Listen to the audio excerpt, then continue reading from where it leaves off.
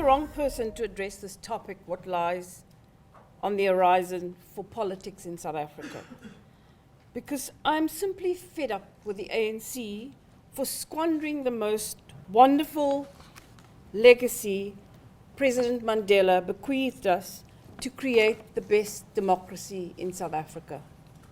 All I long for as a black South African is the opportunity to enjoy one day of our democracy without drama, without deceit, and without disgrace.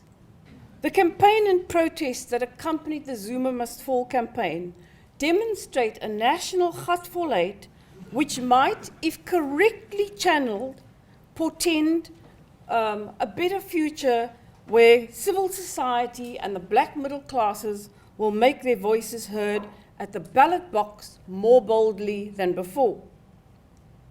The lack of respect for our president is telling. Yet despite this national disdain, he merely goes about his daily business doing as he pleases. After the Nkandla scandal, then the PRASA scandal, then the proposed nuclear deal with Russia, and the threatened South African Airways deal that led to the firing of Minister Nene, it has become clear that the president is impervious to criticism, impervious to clean and accountable governance.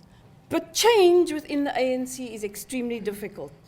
Its ideologies and its modus operandi are embedded within an arcane Soviet-style culture of the politics of liberation and exile.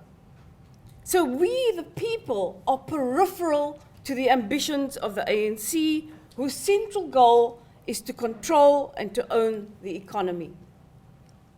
The new kid on the block, the economic freedom fighters, has injected a raucous culture of demands for the right to debate, as well as the right to flout the decorum of the citadel of power. Nevertheless, the vociferousness of the EFF has inspired the leadership of the Democratic Alliance to be more vocal and to compete with the EFF for voice. On the other hand, the big challenge for the DA is to develop an authentic and credible voice with a rank and file without sounding too populist. So after 22 years of ANC rule, what has this party bequeathed us? Number one, a wrecked economy. We have high unemployment rates that are not moving, and our young people, which is the majority of the unemployed, are too undereducated to be employed. Secondly, we have a culture of political intolerance. People are being fired left, right, and center, and excommunicated for expressing their dissent and opinions. Fourthly, we have a perpetuation of a post-apartheid version of the Population Registration Act through affirmative action and black economic empowerment that retain the racial hierarchies. Fifthly, I don't know what number I am, we have a culture of corruption that has become endemic. And with that culture of corruption is a culture of impunity. Sixth point is what we see in this country is a continuous violation of the rule of law. We have one law for the ruling elite and another for the people. Point number 8, what the ANC has done very effectively, and it started with Thabo Mbeki, is the destruction of state institutions. The Scorpions, the Hawks, the Public Protector, Parliament, the SAB, SAA, Eskom, and even the once indefatigable SARS. The judiciary. We all think we've got a great judiciary. The Judicial Services Commission has a minister who sits on it and who directly interferes. Next point, we have a flawed foreign policy. A foreign policy that harbors dictators and cozies up to them. We also have a silent epidemic of crime and violence. And the continuing crime destroys our economic base. R.W. Johnson's book, How Long Will South Africa Survive? He starts off by lauding the good start, the potential South Africa has, its new constitution, its development policies, The global community welcomed us with open arms, and we could have been the definitive democracy in South Africa. Sadly, our current political establishment has derailed us because of its insatiable lust for power, its limitless corruption, its malice administration through cadre deployment, tenderpreneurship, and the inability to govern. Many of these evils have limited the experiences of our children through poor education to excel and have ambition. And it has also stifled our future economic growth and have created a society that ranks quite low on the happiness index. But we can't continue on this path, and the Zuma Must Fall campaign suddenly showed that civil society has the power to shake the impenetrable proportional representation system through extra-parliamentary protests.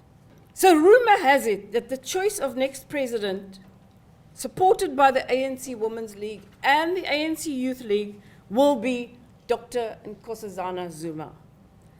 And within the ANC, many apparently welcome the idea, while I think nothing can be worse, because she has not had a good track record of governance. So Jacob Zuma knows that his backside is on the line, and in the last elections, the ANC lost a sizable urban and middle class vote. So what Zuma has done is to bolster his rural support. Understanding the last elections is key to understanding how voters are going to vote in future.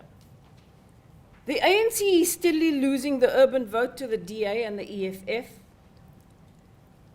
but Zuma has a strong affinity with rural voters. And the way he stitches up his rural vote is to lure in the chiefs.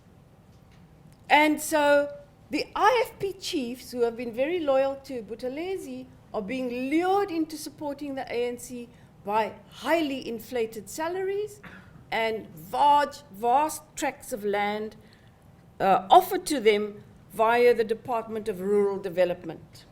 Last year was the ultimate annus horribilis for South Africans. In fact, we are tipping point saturated, lurching from one crisis to the next. You know, after 1994, we enjoyed a brief spell of living in the reflected glory of Madiba. And going abroad to conferences, we could keep our heads high. Then came President Thabo Mbeki, and we had to explain to foreign audiences his bizarre idea about HIV/AIDS and so on. When you go abroad now and you tell people that your president is Jacob Zuma, the international community just laughs and treats us with contempt. There are some reasons for optimism.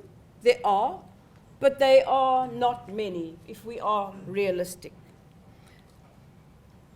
We need strong civil society and strong civil society institutions to stand up to the ruling party.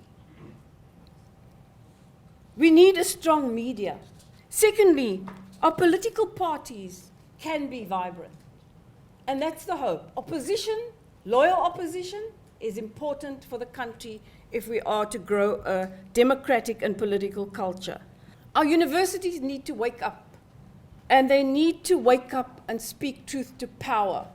The universities have become the most compromised, the most politically correct institutions with no balls. A note for optimism is that we have great businesses. We have SAB Miller, we've got Anglo American, we've got Old Mutual, we've got Media 24 making it on the world stage. And I'm telling you, if we take the lead in doing what we have to do, we are going to change this country. And then lastly, we have a beautiful country. I always say, thank God the ANC is not responsible for the geography of South Africa. South Africa is worth saving. And it is up to civil society and to our watchdog institutions to save South Africa, because it is worth it. Thank you.